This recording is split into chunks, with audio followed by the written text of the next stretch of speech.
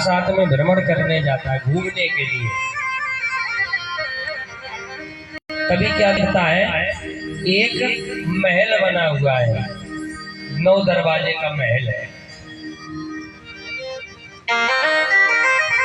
उस महल को देखता है। उस महल में देखता क्या है कि उस महल में एक बड़ी सुंदर स्त्री रहती है, हजारों दासियां हैं। उस स्त्री को देख करके मोहित हो गया। अपने मित्र अभिज्ञात को छोड़ करके कहां चल दिया, उस महल में जाता। अभिज्ञात के पास में उसको छोड़ दिया कि अब मित्र मैं उस 9 दरवाजे की पुरी में जा रहा हूं। उस 9 दरवाजे के महल में जाता है। उस स्त्री के पास में जाकर के पूछता है कि का तुम कंजो पलासाक्षी, कमल नैना तुम कौन हो, तुम्हारा परिचय क्या है। स्त्री से जाकर के कहता है कि हम आपको बहुत प्रेम करते हैं, हम आपसे विवाह करना चाहते हैं। उस पुरंजन नाम के व्यक्ति ने उस स्त्री के साथ में विवाह कर लिया, उस महल में रहने लगा। वो स्त्री अगर रोती है तो ये रोने लगता है, वो स्त्री हंसती है तो ये हंसने लगता है। स्त्री जो भी कार्य करती है वो भी करने लगता है। नारद जी महाराज कहते हैं कि राजन, एक दिन हुआ क्या, इस महल में एक चंडवेद नाम के राजा ने आक्रमण किया, जरा नाम के राजा के साथ में मिलकर के। नारद जी कहते हैं कि जब आक्रमण किया है ना तो राज्य समाप्त हो गया, ये स्त्री मारी गई, ये मारा गया। प्राचीन बरी कहते हैं महाराज इस कथा का तात्पर्य क्या है। गीता में एक श्लोक आया है कि नवद्वारे पुरे देहि, जो 9 दरवाजे का महल है वो हमारा शरीर है। बुंदेलखंड में एक संत बड़ा सुंदर भजन गाते हैं,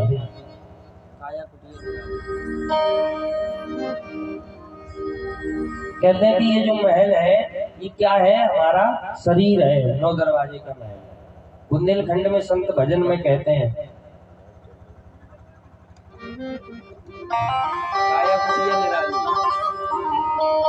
काया कुटिया निराली जमाने भर से, काया कुटिया निराली जमाने भर से, काया कुटिया निराली जमाने भर से, काया कुटिया निराली जमाने भर से।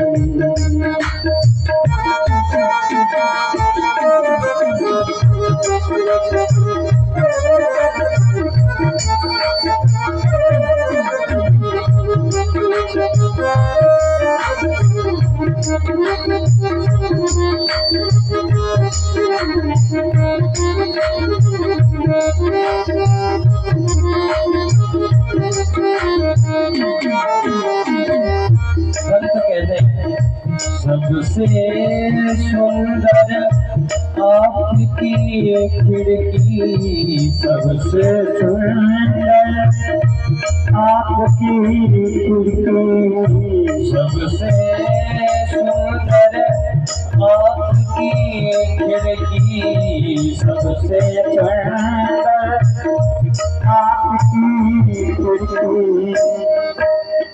आपने देखा होगा कि अपने गांव में मकान बने हैं, उन मकानों में है क्या, सबसे सुंदर आपकी खिड़की, सबसे सुंदर आपकी खिड़की। खिड़की बनवाते हम लोग मकानों में, और उस खिड़की में कांच लगवाते, शीशा, कि बोले अंदर वाला बाहर वाले को देख लेता है, लेकिन बाहर वाला अंदर वाले को नहीं देख पाता है। तो इसी प्रकार भगवान ने इस काया रूपी कुटिया में आंख रूपी खिड़की लगाई और उस खिड़की में शीशा लगाया। आंख की जो पुतली है काली काली, उसमें एक शीशा लगा दिया। हम अंदर से बाहर वाले को देख रहे हैं। किसे देख रहे हैं? शरीर को देख रहे हैं, दूसरे व्यक्ति को देखते, लेकिन उस व्यक्ति के अंदर जो परमात्मा बैठा है उसे नहीं देख पाते। तो यही बात संत कह रहे हैं। सबसे सुंदर आँख की खिड़की, सबसे सुंदर आँख की खिड़की, जिसमें पुतली काली जमाने भर से, जिसमें पुतली काली जमाने भर। हरि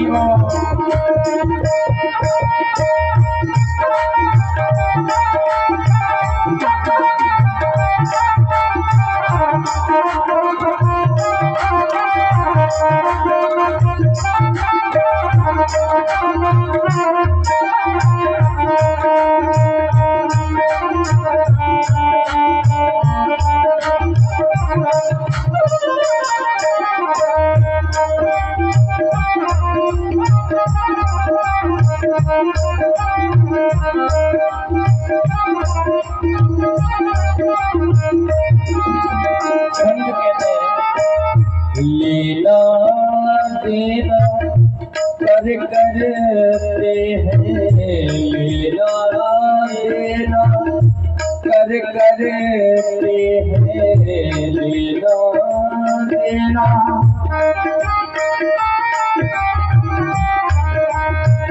लेना देना कर करते हैं, लेना।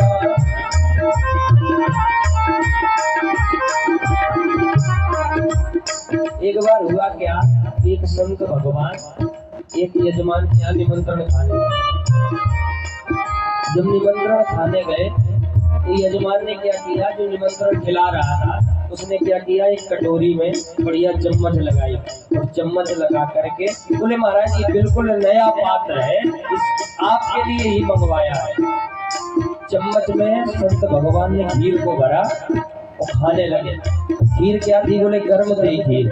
खीर को जैसे ही खाया तो मुंह में रखा तो जीभ जल गई, तुरंत चम्मच को फेंक दिया। बोले ये चम्मच बेकार है। क्यों? बोले ये चम्मच बताती नहीं है कि वस्तु ठंडी है या गर्म। भगवान ने जो हाथ की चम्मच दी है ये कम से कम बताती तो है कि वस्तु ठंडी है या गर्म है। लेना देना कर करते हैं, लेना देना कर करते हैं, कौड़ी करे बोल चाली जमाने भर से, कौड़ी करे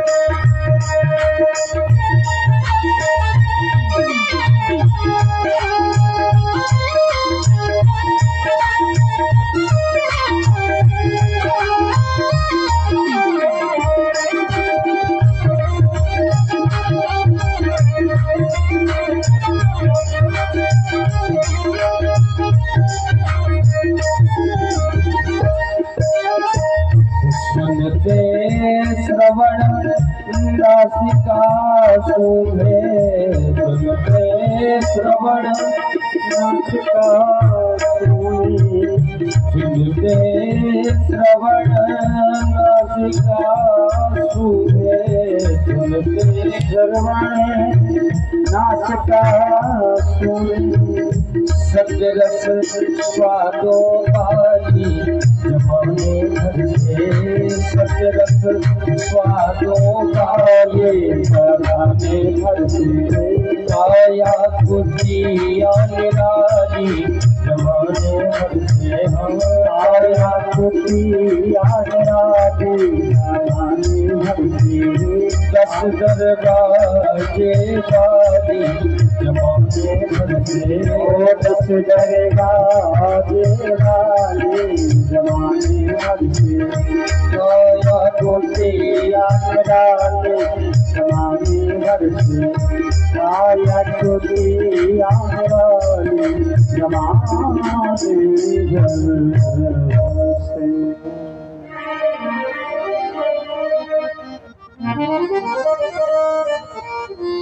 महाराज प्राचीन मरी को एक इतिहास समझा दिया है। ये शरीर क्या है? 9 दरवाजे का महल है, और इस महल में बुद्धि रूपी स्त्री रहती है जो हमें अपने मन से ही चलाती रहती है। हम उसी के वशीभूत हो जाते हैं।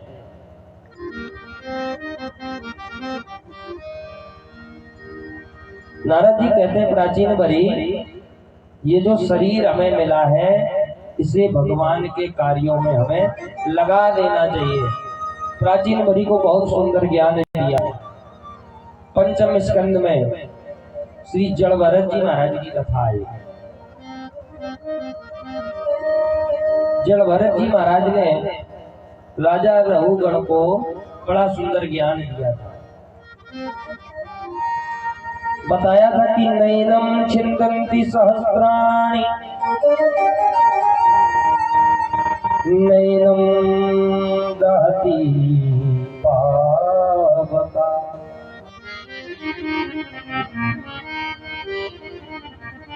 महाराज आत्मा और शरीर बिल्कुल अलग अलग है। अगर शरीर को कष्ट मिलता है तो आत्मा कभी कष्टित नहीं होती है। बड़ा सुंदर ज्ञान दिया था जी जड़ भरत जी महाराज।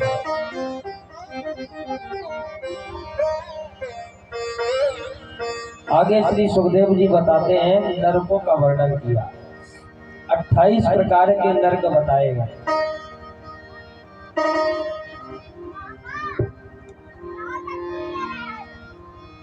कामिस्रो अंधकामिस्रो रौरवो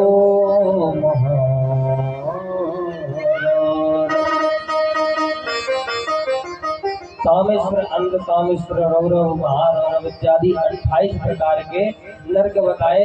राजा परीक्षित डरने लगे हैं। महाराज हमने एक संत का अपमान किया है, लगता है हमें भी नरक में जाना पड़ेगा। सुखदेव जी महाराज कहते हैं नहीं राजन, तुम्हें नरक में जाने की कोई आवश्यकता नहीं है। क्यों? तुमने भगवान के नाम महिमा का श्रवण कर लिया है, भगवान के नाम का जप कर लिया है। एक इतिहास बताने लगे हैं। कहते अच्छा एक बात बताएं कि नाम की महिमा का प्रभाव क्या है।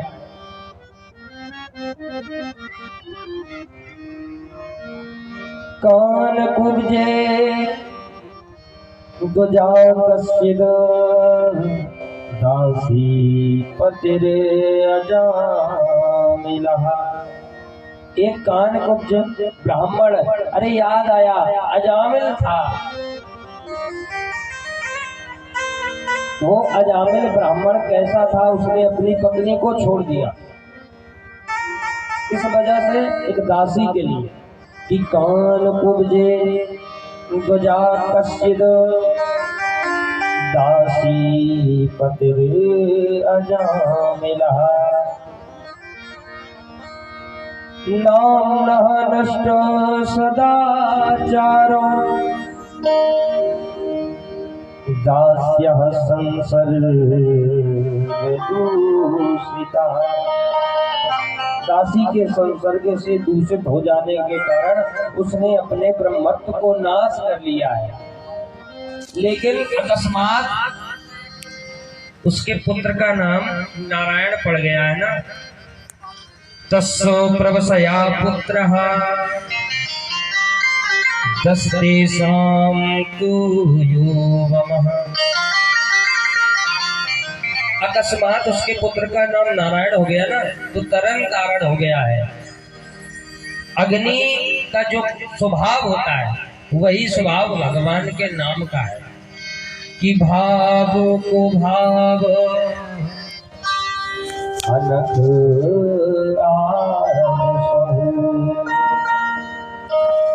जैसे अग्नि में आप 10,000 का कोई कपड़ा खरीद के लाए डाल दो तो वो भी जल जाएगा, और कोई बेकार कपड़ा लाके डाल दे तो वो भी जल जाएगा। तो समझने की बात है।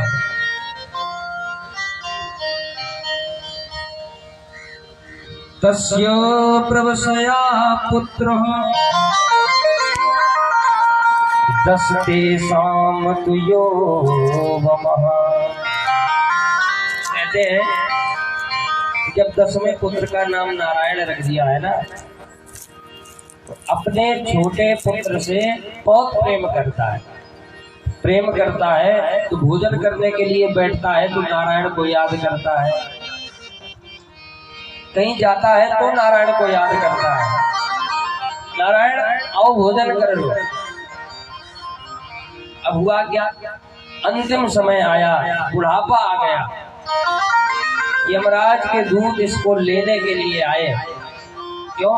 बड़ा पापी था ना, अपनी पत्नी को छोड़ दिया, त्याग दिया है।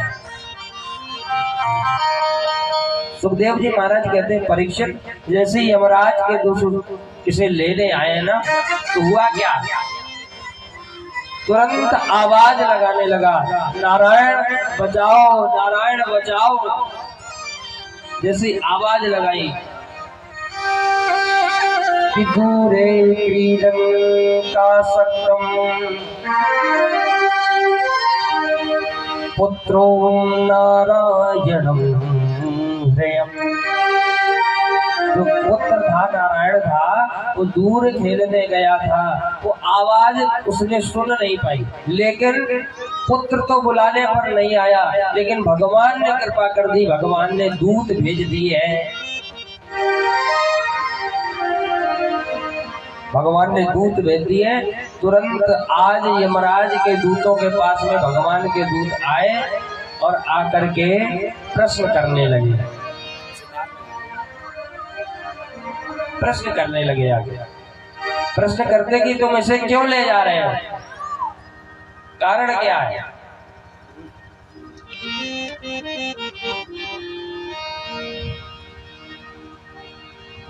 इसे लेने क्यों आए हो? कहते ये महान पापी है, ये महान पापी है, इसने बहुत पाप किए। अच्छा, ये अभी नाम किसका ले रहा था? बोले नारायण का नाम ले रहा था। नहीं, ये अपने पुत्र का नाम ले रहा था। अच्छा तुम कौन हो? भगवान के दूत यमराज के दूतों से पूछते हैं। अरे हम धर्मराज के दूत हैं, यमराज के दूत हैं। अच्छा तुम धर्मराज के दूत हो तो एक बात तो जानते होगे कि यूयं वै धर्मराजस्य। अगर तुम धर्मराज के दूत हो तो धर्म की परिभाषा जानते होगे कि धर्म होता क्या है, धर्म क्या है। अरे हम धर्म की परिभाषा जानते हैं कि वेद प्रणिहितो धर्मो, वेद रूपी विदित कर्म करना ही धर्म है, जो वेद कहते हैं, वेद प्रणिहितो धर्मो। अच्छा भगवान के दूत कहते हैं वेद रूपी विदित कर्म करना है धर्म है, तो वेद किसका स्वरूप है? धर्मराज के दूत कहते हैं वेदो नारायणो साक्षात। वेद साक्षात नारायण के स्वरूप है, वेद रूपी विदित कर्म करना हमारा धर्म है। अच्छा एक बात बताओ, भगवान विष्णु के दूत कहते हैं ये नाम किसका ले रहा है? अरे महाराज नारायण का नाम ले रहा है, तो फिर इसका तरन तारण क्यों नहीं होगा? बड़ा सुंदर संवाद हुआ। विष्णु भगवान के दूतों ने यमराज के दूतों को भगा दिया। यमराज के दूत जल्दी से जाकर के यमराज के पास में गए, कहने लगे महाराज आज से आपकी नौकरी हम नहीं करेंगे। क्यों? कोई अपने नाती का नाम नारायण रख लेगा, कोई अपने लड़के का नाम भगवान के नाम पे रख लेगा, तो हम किसे लेने जाएंगे? तरन तारण महाराज सबका हो जाएगा। यमराज ने यहाँ पर एक व्यवस्था बनाई है, न्याय व्यवस्था। कहते हैं यमराज जी कि अब तुम्हें किसको किसको लेने जाना है।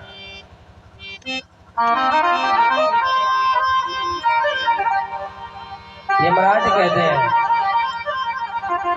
कि जिन ध्यान भक्ति भगवत गुण नाम ध्येयम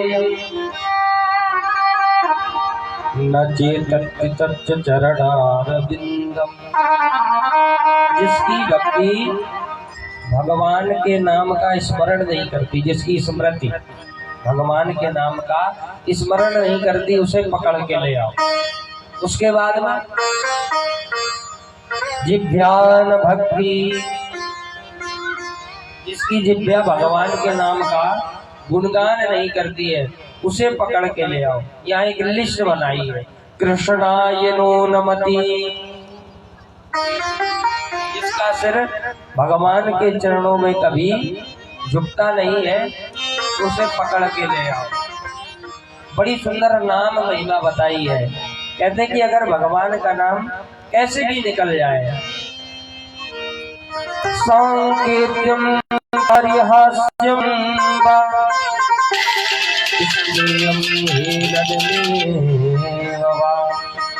संकेत मात्र से हाथ परिहास में अगर भगवान का नाम निकल जाए तो भी तरन तारण हो जाता है, क्योंकि भगवान के नाम का स्वभाव कैसा है, अग्नि जैसा है कि उसका कार्य क्या है, जलाना। तो भव से पार उतारना ही भगवान के नाम का स्वभाव है। कि कहूँ कहाँ लग नाम बड़ाई, कहूँ कहाँ लगे नाम बड़ाई, कहूँ कहाँ लगे नाम बड़ाई, कहूँ कहाँ लगे नाम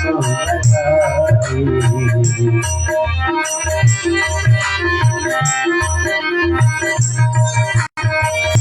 कहो कहाँ लगे नाम बढ़ाए, कहो कहाँ लगे नाम बढ़ाए,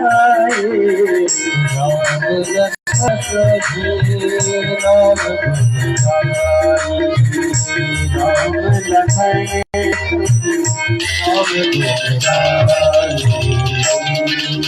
कहो कहाँ लगे नाम बड़ाई, नाम न सकई नाम गुण गाई। महाराज नाम की महिमा बताई।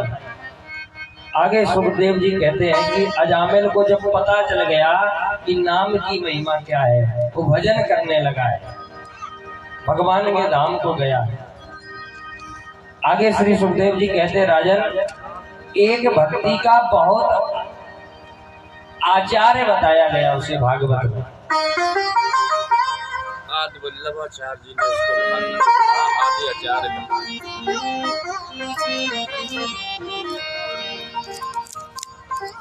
भक्ति का आचार्य कहा जाता है उसे। वैसे तो वो दैत्य था, वल्लभाचार्य जी महाराज कहते हैं ये भक्ति का आचार्य था। राक्षस कभी भक्ति नहीं कर सकते, लेकिन आज तक जैसा वरदान इसने मांगा है किसी ने नहीं मांग पाया, ऐसा आचार है।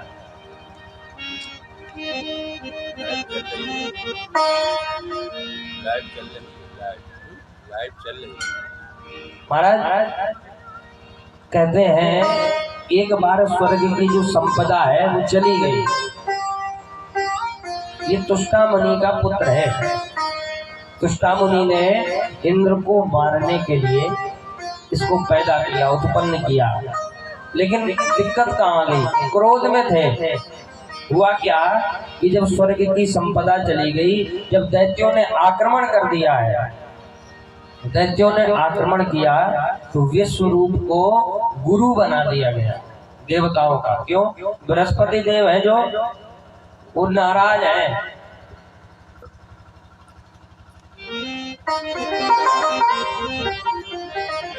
बृहस्पति देव क्या है? पुरोहित कर्म नहीं करना चाहते देवताओं का,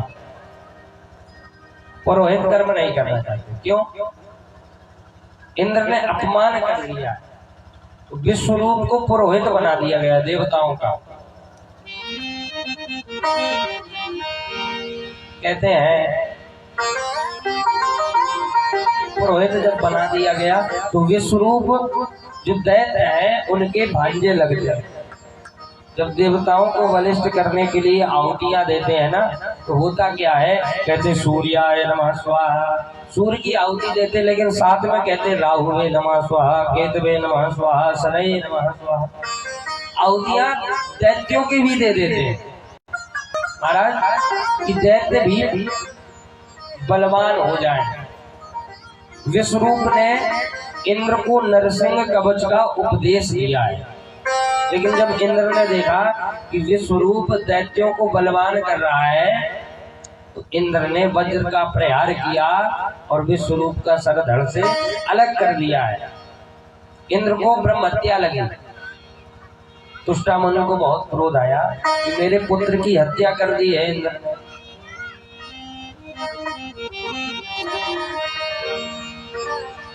वल्लभाचार्य जी महाराज कहते हैं कि जो वृत्तासुर इंद्र से युद्ध लड़ रहा था, तुष्टा मुनि ने उत्पन्न किसे किया, इंद्र को मारने वाला। लेकिन जब क्रोध में आकर कहने लगे तो क्या हो गया, बोले इंद्र के हाथों मरने वाला पैदा हो गया।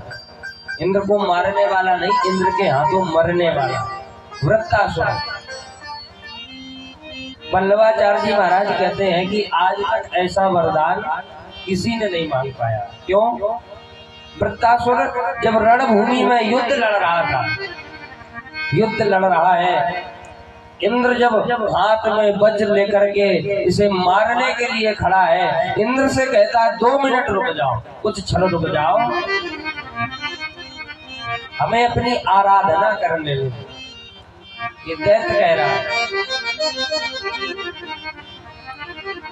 वृत्तासुर बड़ी सुंदर स्तुति करता है भगवान।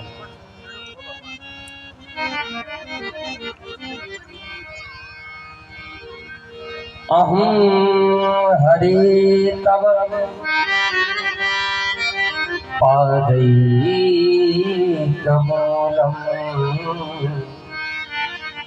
महाराज वृत्तासुर कहता है कि अहं हरे तव पादैकमूलम्।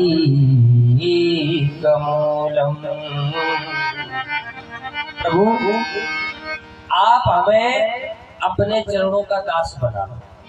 यही तो प्रार्थना हम लोग करते हैं, लेकिन नहीं, वृत्तासुर क्या कह रहा है कि हम हरे तब पादैकमूलम्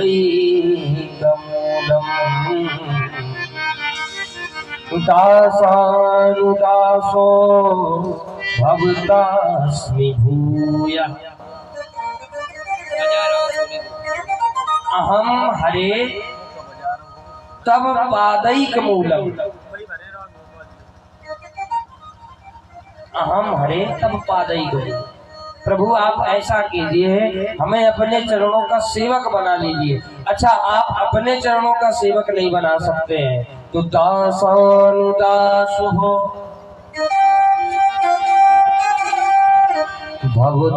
भवतास्मि भूयः।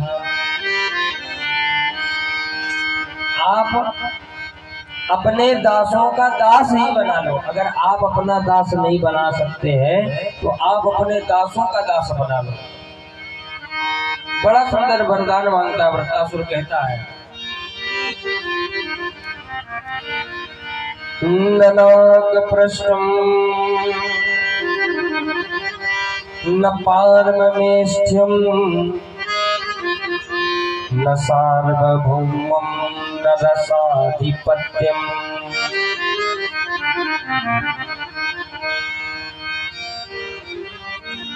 न योग सिद्धि पुनर्भवम्।